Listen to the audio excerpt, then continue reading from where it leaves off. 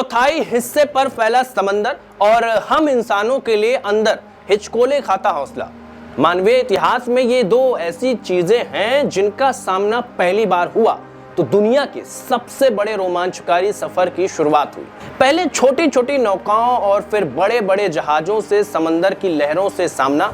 अगर नौकायान के इतिहास में जाएं तो इसका इतिहास करीब 5000 साल पुराना है।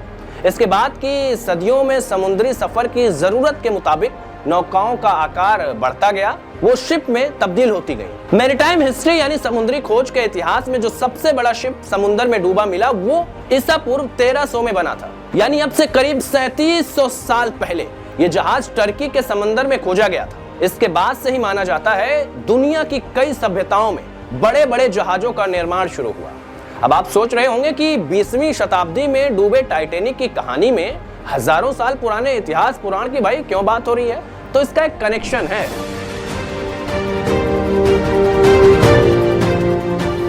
नमस्कार, इंस्टा फीड पर एक और अद्भुत वीडियो के साथ आप सभी का स्वागत है। टाइटैनिक से जुड़ा ये दूसरा वीडियो हमने आप ही की डिमांड पर बनाया है। पहले वीडियो में हमने आपको बताया था कि 112 साल पहले 14-15 अप्रैल की रात अटलांटिक महासागर के बर्फीले हिस्से में क्या हुआ था, टाइटैनिक कैसे डूबा और इस हादसे में 1500 से ज्यादा लोगों की जान किस वजह से गई थी। वो वीडियो आप हमारे चैनल के वीडियो सेक्शन में अभी भी देख सकते हैं। उस वीडियो पर जैसा कि हमने कहा था कि आपके जबरदस्त रेस्पॉन्स को देखते हुए ये दूसरा वीडियो लेकर आए हैं, जिसमें आप जानेंगे दुनिया में समुद्री हादसे तो और बड़े बड़े हुए, लेकिन एक सदी बाद भी सबसे ज्यादा टाइटैनिक को लेकर ही लोगों के बीच जिज्ञासा क्यों रहती है। अगर आपको बड़े समुद्री हादसों के बारे में बताएं तो टाइटैनिक से पहले साल 1865 में सुल्ताना नाम का बड़ा शिप समंदर में समा गया था। इस जहाज के बॉयलर में विस्फोट हुआ था जिसमें 1800 लोग मारे गए थे,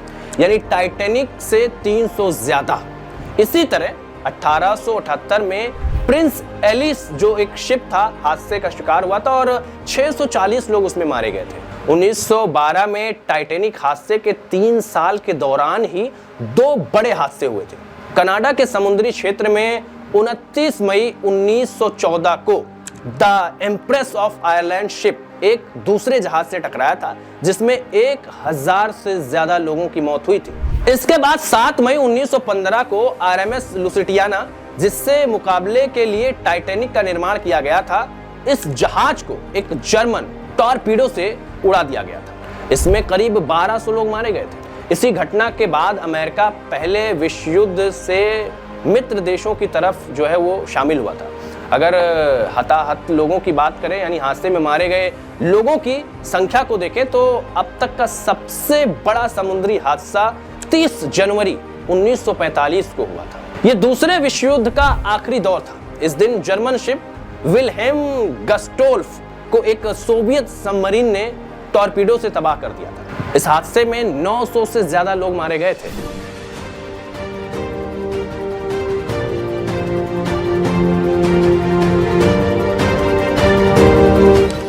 ये तो कुछ बड़े समुद्री हादसे हैं। ऐसे टाइटैनिक के पहले और बाद में ऐसे कई हादसे हुए जिसमें सैकड़ों लोगों की जान गई। तो फिर टाइटैनिक हादसे में ऐसा क्या हुआ जिसने पूरी शिपिंग इंडस्ट्री को अलग मोड़ दे दिया।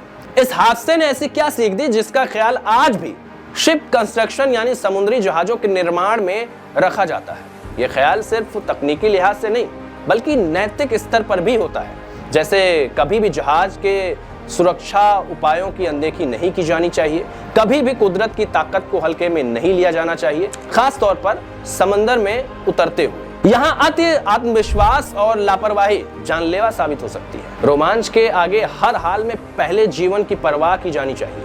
मोटे तौर पर देखें तो यही टाइटैनिक हादसे की बड़ी वजह मानी जाती है। टाइटैनिक को लेकर हमने पिछले वीडियो में बताया है कि 12 अप्रैल 1912 को जब यह जहाज इंग्लैंड के साउथहैम्पटन कोस्ट से न्यूयॉर्क के लिए रवाना हुआ तब इसके बारे में दावा किया गया कि यह दुनिया का अब तक का सबसे बड़ा और भारी जहाज है। इस समुद्र में डूब नहीं सकता, इसे बनाया ही कुछ ऐसा गया था। टाइटैनिक का निर्माण आयरलैंड के बेलफास्ट में 1909 में शुरू हुआ था। शिप को बनाने वाली कंपनी थी हारलैंड एंड ओल्फ। ये company British shipping company White Star Line के साथ 3 जहाज एक साथ बना रही थी। पहला शिप था ओलंपिक, दूसरा टाइटैनिक और तीसरा जो था वो ब्रिटेनिक था। इन तीनों जहाजों के साथ तैयारी थी तब के 2 मशहूर ओसेन लाइनर्स शिप लुसिटेनिया और माउरेटेनिया को चुनौती देने की। ये दोनों जहाज उस दौर में अपनी लग्जरी फैसिलिटीज और सबसे कम समय में अटलांटिक को पार करने की वजह से मशहूर थे। हालांकि टाइटैनिक की प्लानिंग में स्पीड का नया रिकॉर्ड बनाने जैसा कुछ नहीं था, बस ये था कि ऐसा जहाज तैयार हो जिसकी बराबरी किसी और पैमाने पर कोई जहाज कर ही ना सके। इसीलिए इसकी लंबाई पहले से तय लंबाई से 100 फीट ज्यादा बढ़ाई गई। फाइनली जहाज की लंबाई हुई 270 मीटर, ऊंचाई 59 मीटर। टाइटैनिक को बनाने में 26 महीने लगे। इसे 26 मई 1911 को विक्टोरिया चैनल में कॉमर्शियली लॉन्च किया गया, यानी हादसे से करीब 1 साल पहले। टाइटैनिक 46,000 टन से ज्यादा वजनी जहाज था, जो समुद्र में 52,000 टन पानी एक साथ डिस्प्लेस करने में सक्षम था। इस आधार पर कंपनी का दावा था कि किसी भयानक से भयानक तूफान में भी ये जहाज कभी नहीं डूब सकता। टाइटैनिक को इसीलिए 3 स्टीम इंजन से लैस किया गया था। ये तीनों इंजन मिलकर 36,000 हॉर्स पावर की ताकत जनरेट करते थे। इसे चलाने के लिए 176 फायरमैन्स तैयार थे। एक दिन में जहाज से 100 टन कोयले की राख निकलती थी। जब ये विशालकाय शिप अपने ट्रायल में फिट पाया गया, तब इसकी कीमत बताई गई $75 लाख।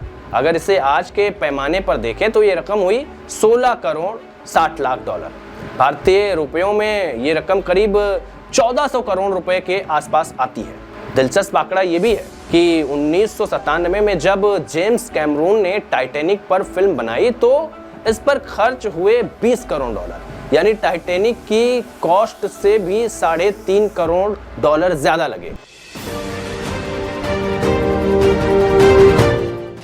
आज जानते हैं कि जेम्स कैमरून की $20 करोड़ की लागत वाली फिल्म टाइटैनिक ने कमाई कितनी की। $220 करोड़, यानी अपनी लागत से 11 गुना ज्यादा कमाई। इस $220 करोड़ को अगर भारतीय रुपयों में देखें तो करीब 19,000 करोड़ रुपए होता है। ये कमाई सिर्फ बॉक्स ऑफिस की है। म्यूजिक और सैटेलाइट राइट्स वो अलग है। ये आंकड़े सिर्फ फिल्म की कमाई के बारे में नहीं बताते, बल्कि ये बताते हैं कि आज भी लोग टाइटैनिक को लेकर कितनी ज्यादा दिलचस्पी रखते हैं। यहाँ आपको बताते हैं टाइटैनिक से जुड़ी एक नई खोज के बारे में। जैसा कि हमने आपको पिछले वीडियो में बताया था कि टाइटैनिक के मलबे में आज भी खोजबीन जारी है। इसी दौरान पिछले दिनों एक स्टैचू मिली जिसका नाम है डायना ऑफ वर्साय। 2 फीट लंबी कांसे की बनी ये मूर्ति टाइटैनिक के फर्स्ट क्लास कंपार्टमेंट के लाउंज में रखी हुई थी। टाइटैनिक के मलबे के पास से खोज अभियान इसी अगस्त में चलाया गया था, जो कि 20 दिनों तक चला। इस दौरान बेशकीमती मूर्ति मिलने के साथ ये भी पता चला कि टाइटैनिक का जो अगला हिस्सा था, जिसे डेक कहा जाता है, इसकी अकॉनिक रेलिंग अब मलबे के पास नहीं थी। ये वही रेलिंग है जिसे आप टाइटैनिक फिल्म में हीरो हीरोइन के नायाब रोमांस के साथ देखते हैं। वो रेलिंग टूटकर कहीं दूर जा चुकी है या जंग खाकर खत्म हो गई है। इस तरह टाइटैनिक लगातार गल रहा है, सड़ रहा है। इसी आधार पर वैज्ञानिकों का दावा है कि इस सदी के बाद समुद्र में भी टाइटैनिक का मलबा पूरी तरीके से सड़ गल कर खत्म हो जाएगा।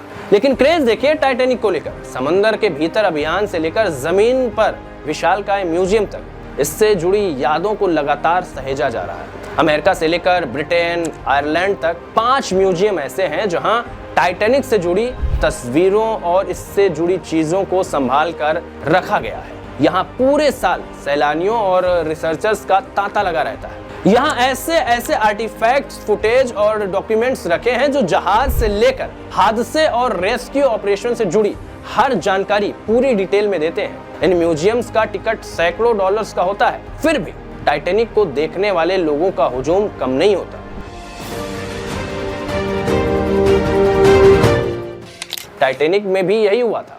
12 अप्रैल 1912 को इंग्लैंड से जब जहाज रवाना हुआ, तब इसे 1 साल का फिटनेस सर्टिफिकेट दिया गया था। 12 घंटे के ट्रायल में सब कुछ फिट था, स्पीड से लेकर टर्निंग रेडियस और ब्रेक, ताकि इसे 3 मिनट में 850 गज की दूरी पर रोका जा सके। इसके बाद जहाज को बेलफास्ट के ट्रायल सेंटर से ब्रिटेन के साउथहैम्पटन लाया गया। इस दौरान जहाज ने 1000 किलोमीटर की दूरी तय की। यहाँ तक कोई दिक्कत नहीं थी, लेकिन रवानगी के पहले ही दिन कुछ ऐसा हुआ जिस पर ध्यान नहीं गया। दरअसल टर्निंग रेडियस की जो अनदेखी की वजह से ही टाइटैनिक एक अमेरिकन ओशियन लाइनर से टकराते टकराते बचा। दोनों जहाजों के बीच का फासला सिर्फ 4 फीट का रह गया था, जिसकी वजह से टाइटैनिक की यात्रा 1 घंटे तक रोकनी पड़ी थी। तो क्या यही स्पीड और टर्निंग रेडियस आइसबर्ग से टकराते हुए बड़ी वजह रही हादसे की?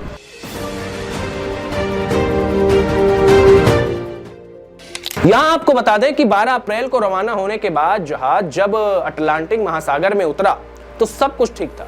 जहाज के बारे में जैसा माना गया था उसका परफॉर्मेंस वैसा ही था। करीब 35 से 40 किलोमीटर की फुल स्पीड और बेहद सुहाना सफर। इस दौरान खतरे की दूर दूर तक संभावना नहीं थी। हालांकि न्यू फाउलैंड से आगे बढ़ने पर आसपास जाने वाले कई जहाजों ने यह अलर्ट जारी किया कि समंदर में बर्फ की बड़ी चट्टानें तैर रही हैं, लेकिन टाइटैनिक के कैप्टन स्मिथ ने इन्हें इग्नोर किया।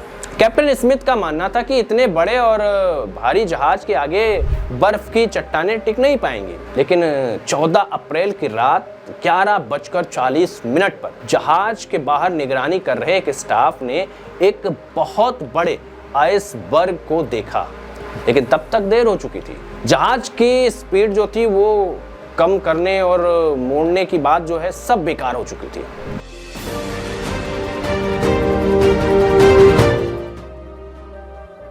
समंदर में बर्फ की चट्टानों की अनदेखी और स्पीड कम नहीं करने की लापरवाही जानलेवा साबित हुई। इसके बाद देखिए अति आत्मविश्वास का खेल। टाइटैनिक के साथ 48 लाइफ बोट्स रखने की जगह थी, लेकिन सफर के दौरान रखे गए सिर्फ 20। इन लाइफ बोट्स से करीब 1100 लोगों की जान बचाई जा सकी थी, जबकि इस पर सवार थे 2200 लोग। यानी खतरे की स्थिति में आधे लोगों के लिए कोई इंतजाम ही नहीं था।